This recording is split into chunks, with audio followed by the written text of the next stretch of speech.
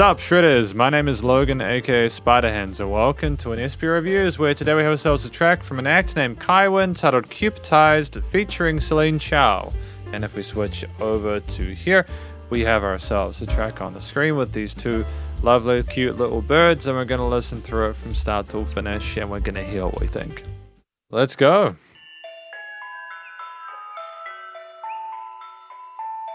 Great to see a collaboration here. Saw a reflection in the sky, did not realize why is it dark and yet so bright. Then I caught you in my eyes, did not realize why am I so mystified. It must be the stars that brightly shine, or it could be my mind.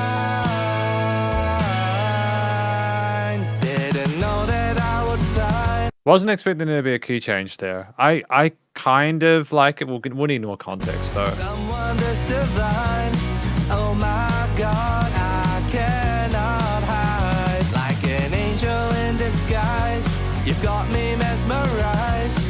I think I've been Cupidtised.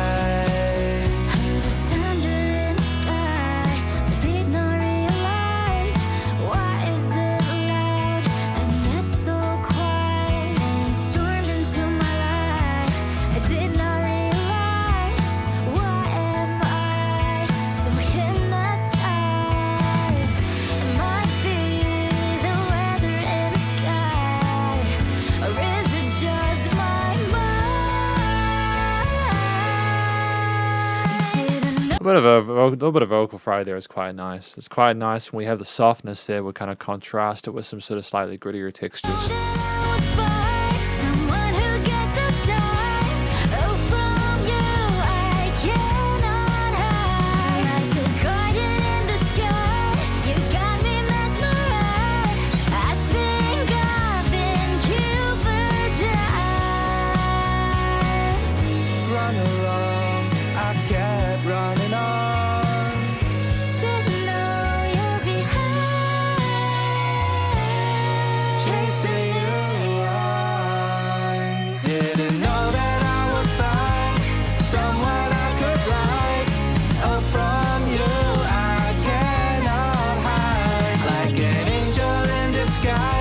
We've all been mesmerized. I think we've been Cupidtised. Hey, angels be our guide, Cupid's by our side. Baby, we cannot deny. With more time, we'll all decide if we're still mesmerized. Let us go where Cupid flies. Yeah, Cupidtised.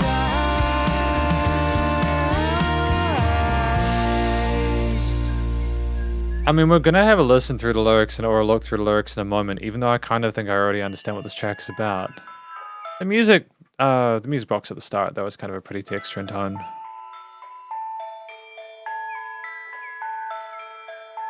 And the bird songs in the air, like at the start, you know, the birds around Cupid as they fire their arrows. It's an interesting track. We'll talk about it more in the conclusion after the lyrics section. So here are the lyrics for Kaiwyn's featuring Celyn Chow, their song titled Cupidtised. So I think that this track, you know, reading through saw a reflection, the sky did not realize why is it dark and yet so bright, then I caught you in my eyes. I think it's about someone who has been sort of hypnotized by a person's beauty and their love for them. Like they've been shot by an arrow and hypnotized basically. Thunder in the sky, then you stormed into my life. I mean, the lyrics make sense, you know, you can kind of clear between them and understand what's going on there. Didn't know that I would find... Oh, so that's a xylophone at the start. I just realized it's a xylophone. It's not a music box. It's a xylophone. There's a bit of reverb on it and stuff like that. That's kind of cool. Maybe by our sides, but we cannot deny with more time we'll all decide if we're mesmerized. Okay, so at the end, we're kind of questioning whether we are really mesmerized or if we just still are really committing to the relationship. Okay, I get what this track is about. Let's talk about it more in the conclusion. Because welcome to the conclusion of my review of this track from an act named Kaiwyn titled Cupidtised featuring Celyn Chow. I should know that Celyn Chow is apparently the vocalist of a pop-punk band titled Night Skies and Visions based in Kuala Lumpur, Malaysia, so this is like an international collaboration. But the track itself, as per the conclusion section, I think is a song about being in love with someone and feeling hypnotized, mesmerized by that person, with Cupid potentially being involved. It's an interesting story, tale as old as time, being kind of like completely kind of overtaken by how much you're enamored with someone. I think it's told well. I mean, the allusions to like the storms and the thunder and everything like that, not hearing the danger or not hearing the thunder because the way they've stormed through and everything, that kind of sweetness of that approach there. And at the end, they're turning into a sort of a situation where we're going, hey, maybe we should just take a chance on this and give it time and figure out if we are actually hypnotized or if this is just going to work. So I think that it's cool. I think people will be able to relate to this track. I think that's well played. I think that the vocal performances from Kaiwyn and Celyn Chow are solid there. They both are very comfortable in their vocal ranges. They show solid vocal technique, and the melodies and harmonies that they sing both individually in their own verse sections as well as in some of the chorus parts where they kind of come together a little bit are compelling. They sound great. They niche nicely on top of each other in the frequency spectrum, and there are some interesting sort of legato runs at the tails of some of them, as well as variation that keeps things compelling as the story is being told. And ultimately, it seems like they both care about what they're singing about. It seems like a relatively authentic performance, and I'm glad I got the opportunity to hear it.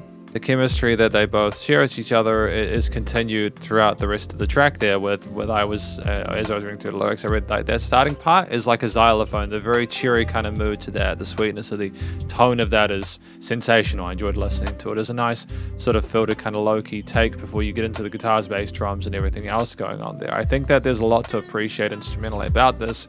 For a song that is predominantly focused on the vocals, there were transitions between those verse-chorus sections with a contemporary structure. And between the 2 to 4 minute sweet spot there, it's well handled, and I don't think there was any filler within it. Again, the music box on either side there, I don't think we needed to kind of have an alternate lead or anything like this. There was enough going on to keep you moving through it. A few of the instruments I appreciated there, again, was a xylophone at the start there. That merry little melody or kind of theme they were performing there kind of alluded to some of the vocal ideas or some of the harmonic progressions we had later in the track. It was a nice way of presenting it in a way that was instantly contrasted with the approach of the drums, bass, and guitars afterward. It was nice to finish on that, as well as kind of like letting you know the story is ended there with the bird song and the sounds of the birds with Foley sounds. It was great because it made it more it sounded a little bit sort of more than a song when you add the sounds of nature and everything like that. You can kind of hear the birds, and there's a sweetness to it that you wouldn't get from, potentially, arguably wouldn't get from like just having the instruments alone. The guitar parts there with the strummed chords and some of the arpeggios and string skip lead lines there were nice and palatable within the progression and within the composition there. Niche nicely on top of the bass line, which was typically very loyal to the root notes and stuck below in that lower range. The drums there with lots of range with the different 16th note grooves on the cymbals, kicks, and snares with occasional fills as well. Apparently there was also a moog in there somewhere. There might have been a bit of sizzle there in the mid to low range there. But ultimately the instruments collided with a song that had a lot of key changes in it per section. And I think that if you're going to commit to the bit, you got to commit to the bit. And I think it was initially the first key signature was a little bit jarring. It just seemed like we were kind of forcing the song to go up a bit, but as I got used to that and we continued to play around with it, I understood it's our feelings potentially being elevated and it's potentially symbolic of what we're trying to do with the track. At the very least, it's an interesting approach. A lot of people stay within the same key signature for an entire song, and that can be a little bit too samey, so knowing how to move between them is smart, and I think that for the most part we put it off in a way that was efficient and made sense musically. I think ultimately the choice of the cheery sort of major minor sort of focus scales were not going too exotic with any of them, with occasional chromatics from part of some of Celyn part and everything like that, but ultimately we didn't try to complicate the coloration of it too much. It was meant to be sort of a cheery, approachable pop song about love and trying to figure out whether you're actually entranced or not, and ultimately it was easy to listen to, and it was pleasant, and there was a great energy to it with some of the sort of crispy guitar tones as well as the bass and drums, etc., contrasted again by the xylophones and stuff at the start as a foil. It made you feel good after listening to it. The chord progressions were satisfying, and I think the groove of the drums and the bass as well kind of finished it off. So well handled there. Ultimately, the studio recording, mixing, mastering was tight there. The drums, guitars, bass, the moog, the xylophones with the slight filtering and reverb tails, as well as the bird foley and the vocals, all sounded nice and present in the mix there. The vocals weren't vocals weren't overproduced. They had a nice, so there's a little bit of reverb on and stuff like that. It was good.